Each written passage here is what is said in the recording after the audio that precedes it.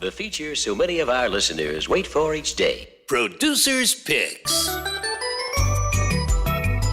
This is the part of the show where Jared shows us everything that he's been looking at online and perusing on the internet. Jared, take it away. All right. Well, we now have the ratings for Joe Biden's quote-unquote State of the Union. Was it the most watched State of the Union of all time? Hardly. These are, according to Greg Price from the Daily Caller, these are the State of the Union ratings, which I guess the closest thing we have to compare this address to. In 2017, Donald Trump drew 48 million. 2018, Donald Trump drew 46 million. Trump in 2019 drew 46.8 million. In 2020, Donald Trump fell to 37.2 million. Would you care to guess what 2021 Joe Biden drew? Is it in the 20s? Tell me it's in the 20s. I'll be excited. It's not in the 20s. It's lower. It is lower than the 20s. No! It is lower than the 20s. 18? It is lower than 18. 17? Keep going. 16? Go. Price is Right rules. Keep going down. 15? Nope. 14? Down. 13? Down. 12? Down. 11? 11.6 million, which actually is 2 million more than the Oscars. So I guess our poll question the other day was accurate, that it was going to be close. 11.6 million people tuned in to watch Joe Biden. I would have thought that was a lot of people had you not done the comparison to Trump's numbers. The crazy thing about that is, out of those 11.6 million, his entire cabinet, the rest of Congress, everybody who had a stake or who should have been there, who wasn't there, who was watching at home, is counted in that. So if you take away the quote-unquote friends and family viewing plan, it's even lower. And if you go on the YouTubes, you can vote up or down, and the down votes were amazing. It was like 12,000. And I'm a bipartisan. I'm just here to share my views without giving you any sort of slant. But I would be lying if I didn't say that I gave it a little thumbs down while I was watching it. It felt really good when I clicked on it. That's crazy. That's democracy in action. No joke. No joke. Come on, man. All right. President Trump this morning was on Fox Business, and they asked him about a potential run in 2024, which he's alluded to and said maybe. Said he may. Yesterday he was on, I think he was on a podcast, and he said he may make an announcement after 2022. But they came up with the question of Ron DeSantis, and this is what President Trump had to say. He said, well, he's a friend of mine. I endorsed Ron, and after I endorsed him, he took off like a rocket ship. He's done a great job as governor. A lot of people like that. I'm just saying what I read and what you read. They love the ticket. But certainly Ron would be considered. He's a great guy. So there is potential for a Trump-DeSantis 2024 ticket. Yeah, I don't know. Here's the thing. When people think you're going to run for president, especially if you're someone like Donald Trump, you wield a lot of power. And Donald Trump is not shy about the fact that he likes power. He likes to have, control, and he likes attention. And I don't blame him or anything like that. All I'm saying is he would never say this early on that he's not running anyway, because then you kind of lose your power as kingmaker. So I don't know if I really... Every time I see a report like, oh, he's 100% thinking about it. Well, of course he's 100% thinking about it. I just don't know if that actually means he's going to do it. Because I see pictures now of like him and Melania at Mar-a-Lago, and I don't know. I don't know if maybe he thinks...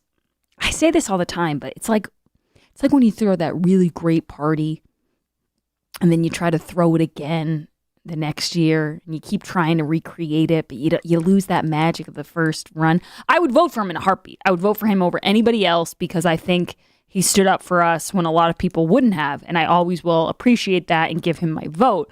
But I don't know if he's going to look at this in 4 years and go, I need to do this again. That's my take. All right, so some fascinating news from the Twitter sphere involving our favorites, the Lincoln Project. You like popsicles?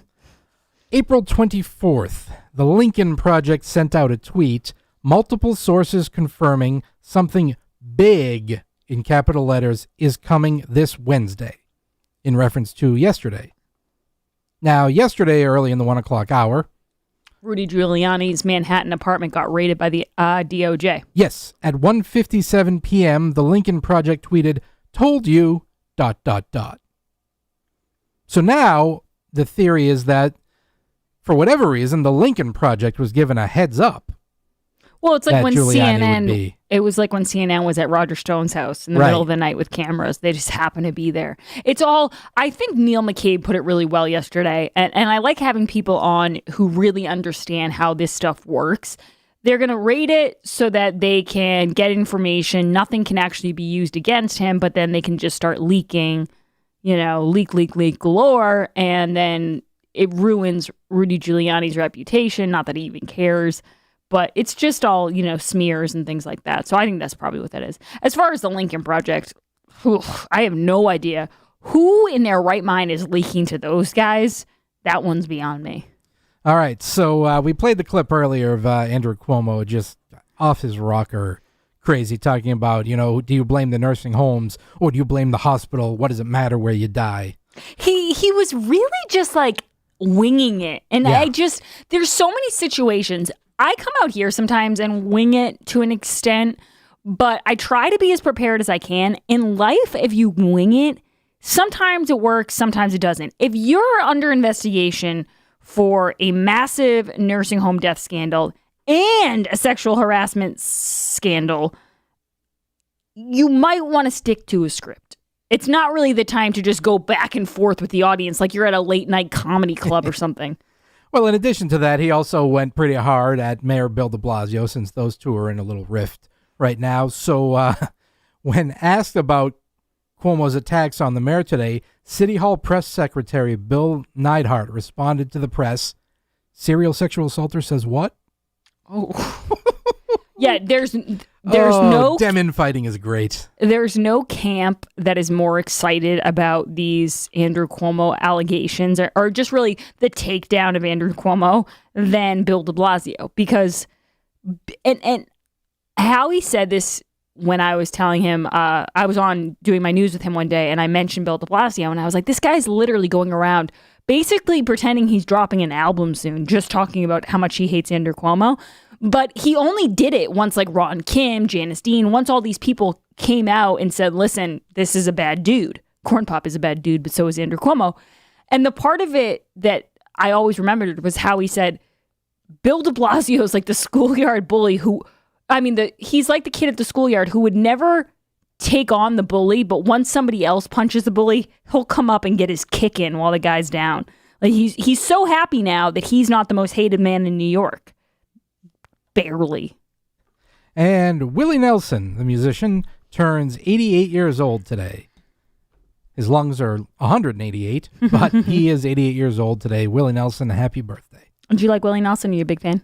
I wouldn't say I'm a big fan. I've heard some of his music, but I don't follow enough. I also don't smoke pot, so he's not an icon for me, but I can recognize his contributions as a media personality. Yes, I would agree. Happy birthday, Willie. When we get back, we'll be talking to Howie Carr. We're going to get his take on Biden's speech from yesterday. Maybe we'll play him a couple of these cuts here because I know he's going to want to do these during his show, so we'll give him a little sneak preview. Spring is in the air. Imagine the smell of a freshly mowed lawn, buds on trees, and the thoughts that summer is on its way.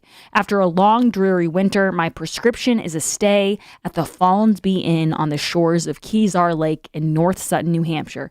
It's my favorite lakeside getaway, and it's not just my favorite lakeside getaway.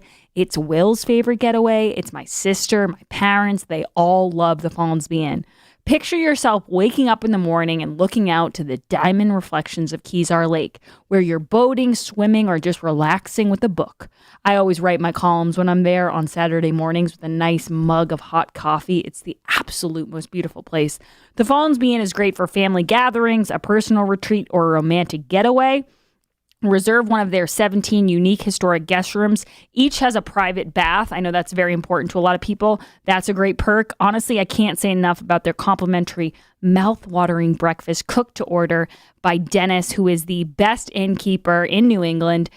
He does a phenomenal job, whether it's blueberry waffles or homemade hash or bacon, sausage. It's all so yummy. My mouth is actually watering right now. Your oasis awaits at the Follansbee Inn. Go to follansbeeinn.com and book now because you deserve it. That's follansbeeinn.com, spelled FOLLANSBEE. We'll be right back with Howie Carr. Don't go anywhere. This is The Grace Curley Show. The Grace Curley Show will be right back.